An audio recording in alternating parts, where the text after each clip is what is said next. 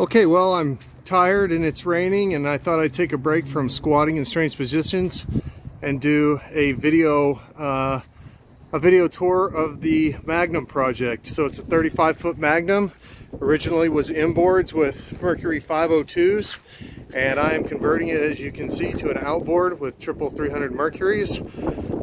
Used motors, they're not brand new, but if I can get a few years out of them, that'll make me happy. I got them real cheap, and they were under warranty from a Mercury dealership. Warranty's expired, but hey, they must have thought they were decent engines. Okay, so the transom, real quick. Armstrong bracket went on real nice. The curvature wasn't perfect, so I had to route down about a 1/4 inch, fairing out to about here. I don't know, about 10, 12, 18 inches to nothing to make it fit perfect. But once we did that, man, she fit up there real nice. I still have to paint. I'm gonna get rid of this gray stripe. In fact, I'm probably gonna paint the whole transom. I'm gonna keep the vents. I've got them. I'm gonna have them re-chromed and pay homage to the boat. I'll probably remove that light there. I don't need it. Plus the engine will block it, so I'll probably smooth that over and paint. And then I'll eventually probably wrap the boat. The bottom has been sanded. About a zillion little pits or blisters got filled. There's still work to be done on the bottom, but she's been drying out for about a year, so I guess that's pretty good. Anyway, you can see there's a lot of places that have been repaired, but not too bad. She'll look great once the barrier coat and the ablative go on. And then, all right, let's quickly take you guys up in here. It's messy. I'm not the cleanest of worker. I did not work on this deck. This deck is the work of the boatyard, guys. This boat's in Galveston. I live in Fort Worth, so there was just not enough capability for me to get down here and do this myself. If I'd had it in the backyard, I would have had a blast doing this, but they've done a nice job. This box here and this box here, they will have boxes that lower down in them for ice and fish, and they can be removed. And there'll of course be lids that go over the top of it. That flat area there, I'm probably going to put in a big, as big as I can get, oval live well. That'll give people something to lean on. Everybody who fishes around the edges will be able to get to the bait. I'll be able to access the plumbing easily. You can actually crawl down in here and get in on top of the tanks. And while we're here, I'll show you. You can see there's air gaps all around the tanks, even over there. I don't know if you can see that very well, but there's a half inch or an inch air gap.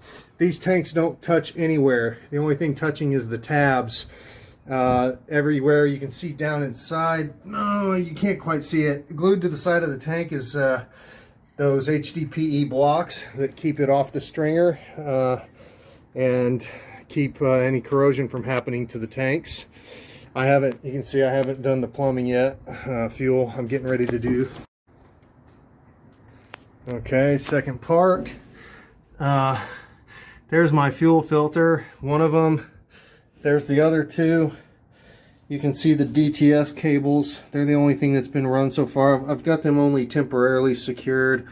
I've got to figure out something better for them. But they're challenging because they have a big fat connector on them, so I can't exactly run them down a small tube. You can see the thickness of that transom right there with that hole going through. It's about, I'd say, 4 inches thick, maybe more. And then you can see stainless securing it all the way across. Nice and sturdy. Bilge pumps will go down there, and this is all pretty easily accessible. The only place I can't get to real easy is those corners back over there. I can go in through the front and crawl down. I was hoping that these storage locker doors, when we talked about it, the guy who did the deck, he forgot about these doors. Luckily, I caught it before he was completely finished, but in the end, when they had to modify it, these doors ended up a lot smaller than what I wanted. I wanted them probably to go another 4 inches over, 3 or 4 inches over anyway. That would have been good. I would have been able to get down in there, but it's fine. I can still reach down in for lots of storage. It's raining, everything's wet. Lots of storage down in there. Let's see, the helm, she's gonna need some sanding. Last time when I painted it, just as I finished painting, I heard him fire up the sandblaster on the boat next to me, and yeah, that pretty much screwed that up. So I'll be sanding it and recoating it. It's not terrible though, it looks decent. Let's go down below. This is where I've been working on this trip, is down below, and this will give you an idea. You can see down the sides, that's a waste tank hose that's actually not going to get used. You can see both the fills going outboard. Over here is a generator diesel tank, although I don't have a generator yet, but I'll eventually get one, so I kept the tank. And this is going to look like a mess, but I cannot tell you how much better it is. I should have taken some before shots, but you see the AC right there. That unit right there goes with the AC. Well, it was just barely screwed to the top and flopping around, touching everything, so it got mounted to the wall. The pump for the AC was mounted flat on the deck, and so I put it on the wall there, so that looks better. Put a screen in it, some new hoses. What else have we done here? Water pump got for the house water got mounted. I haven't secured the hoses yet. New charger went in, the old charger came out. And then you can see the wire bundle here I haven't dealt with. Up under here, I'm going to tip you up, spin you around. I knew this was going to be tricky. Up here, you can see that's the autopilot pump. The hydraulic lines will come from over there, attached to those T's, run along here, and come over. One of them will come over here, a couple of them will come here to the power steering pump, and then the rest will go back to the transom. The batteries are going to all mount right here. Then I'm going to put a big board right here in front of, that's the water tank. And she's not sitting flat right now. Anyway, that's how she sits right there. And I'll have a big plate right here that'll have all my electrical controls on it. 4 batteries mounted there. Getting hit with that charger, that'll be nice. Anyway, house bilge pumps, water tends to accumulate right down in there for whatever reason, and so I'll be putting 2 bilge pumps in there and then 2 aft for when I'm out on the water for emergency purposes. Oh, forgot a big one. This was a tricky thing right here, so I had to figure out how to mount all these DTS cables. And let me see if I can't turn the light on. There we go. There's all my DTS stuff. I haven't done the cable management yet. It's just been mounted, but anyway, there's the control boxes. The clean power will go in there from the batteries, and then you can see my 3 ECUs are mounted there, and then the cables route down. Like I said, they're just temporary. I got to figure out a way to put them in a conduit or something. I really don't know what to do. They're kind of tricky. So anyway, I'll figure that one out. There's the wiring, and you know, it probably needs to all be redone, and I've bought the stuff to redo it, but man, is that daunting. I just do not even know where to begin. And that's been the trouble with this boat. I am so excited to get this boat on the water, but I mean to tell you, I keep opening up cans of worms after cans of worms. I don't know how you guys do it. This is my first real experience with a boat like this, and I have a whole new respect for the amount of work that goes into these boats and what it takes to make these things operate, to get them on the water and all that. It's quite something, to be honest. I'm blown away by what this has taken. I never would have thought this would have taken me a year.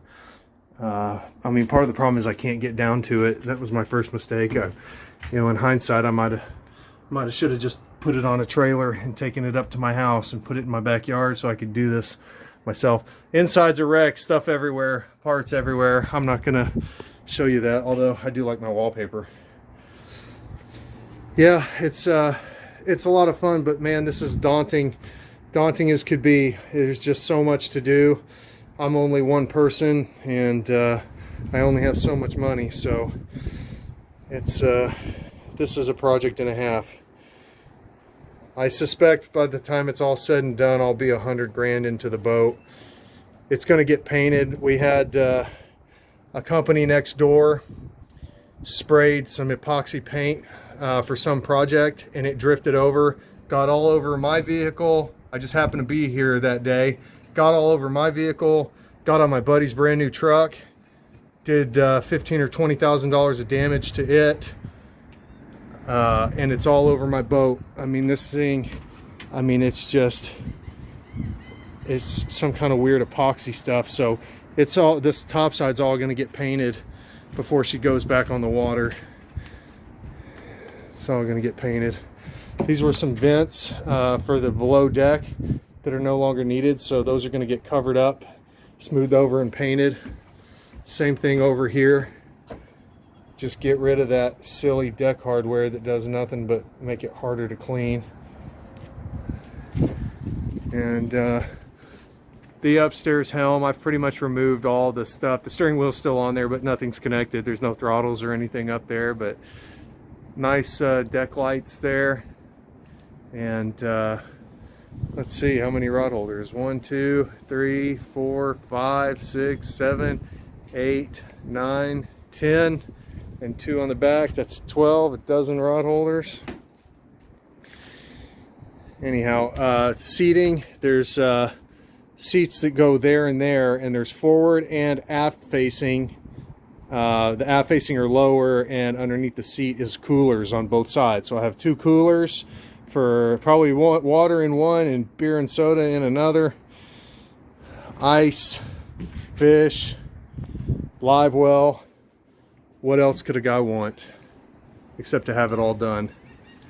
Anyway, hope you liked the video.